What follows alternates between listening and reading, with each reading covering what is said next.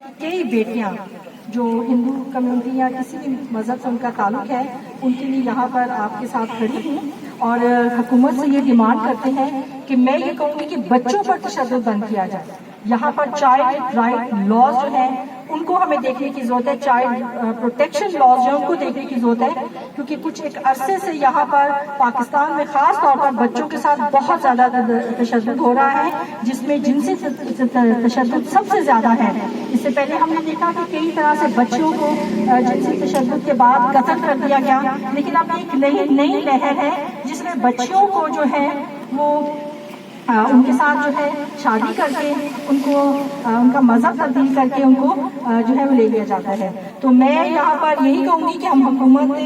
وقت سے یہی تقاضا کرتے ہیں اور بھرپور ڈیمانڈ کرتے ہیں کہ جو رجسٹرار ہے جو نکاح خواہ ہے ان سے انکوائری کی جائے اور ان کو پکڑا جائے کہ وہ انڈر ایج بچیوں کو کس طرح سے ان کا نکاح پڑھاتے ہیں. ہماری سب سے پہلی ڈیمانڈ یہ ہے اور اگر یہ قانون جو ہے موجود ہے کہ 18 سال سے کم عمر کے بچوں کی شادی نہیں ہو سکتی تو پھر یہ بچی جو کہ 13 سال کی ہے اس کی شادی اس کے والدین کی مرضی اجازت کے بغیر کیسے ہوگی.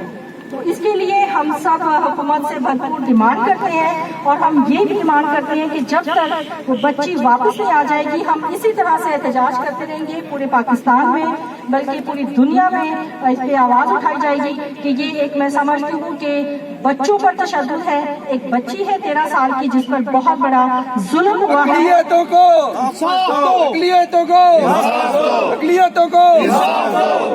اس طرح کے پہلے بھی کیس ہو چکے ہیں. ایک بچی ہما یونس کا کیس ہے جو اب تک بچی واپس نہیں آ سکی. اسی طرح گجرانوالہ میں 2 سال پہلے ایک بچی جو 14 سال کی تھی اسی طرح سے مجسٹریٹ نے اس کو اس کے شوہر کے ساتھ جانے کی اجازت دی, جو ہم سمجھتے ہیں کہ جو لاز ہیں ان کی اپنی ہی وائلیشن ہے.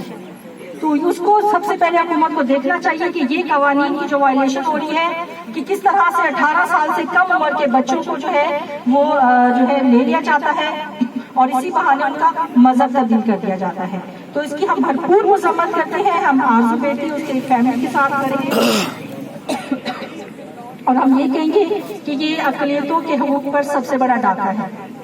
ہم اپنے حقوق کے لیے بات کرتے ہیں, ہمیں ہمارے حقوق جو ہے بحال کیے جائیں پاکستان میں اور ہمارا جو کوئی بھی ایک انڈیویجول ہے کوئی بھی شخص ہے انسان ہے اس کا سب سے پہلا حق اس کے مذہب پر ہوتا ہے. تو کوئی اس کو اس طرح سے زبردستی کرے یہ یونائٹڈ نیشن کے جو چارٹر آف ہیومن رائٹس ہے اس کی بھی خلاف ورزی ہے.